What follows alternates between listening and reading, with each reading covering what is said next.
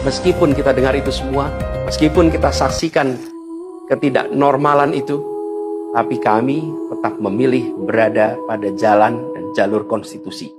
Kami berharap pertolongan Allah Subhanahu wa taala, pertolongan Tuhan yang Maha Kuasa. Semoga Allah bukakan, Allah teguhkan hati para hakim konstitusi itu untuk mereka bisa imparsial, untuk mereka memiliki keberanian, untuk mereka mengambil keputusan yang adil, keputusan yang benar, keputusan yang nantinya akan mereka pertanggungjawabkan di hadapan Tuhan yang Maha Kuasa. Keputusan yang akan mereka pertanggungjawabkan di hadapan sejarah perjalanan bangsa Indonesia, yang akan dipertanggungjawabkan di depan anak cucu mereka di kemudian hari. Ini adalah harapan kita, dan kami yakin insya Allah mereka akan bisa menjalankan apa yang menjadi harapan dari kita semua.